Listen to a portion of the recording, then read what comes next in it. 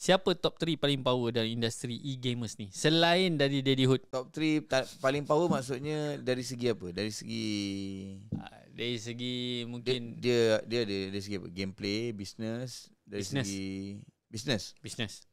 Top 3 Malaysia saya rasa saya tak nampak lain selain Todak. Okay. Todak Gaming as a brand. Yeah. Todak is a good brand kalau dalam gaming industry. Yang kedua mungkin Sam9. Sam9 Sam9 dalam gaming industry lah. Yang ketiga siapa saya pun dah lupa. Mungkin Selangor Red Giant lah kot. SRG dia juga dia punya merchandise yang bisnes dia.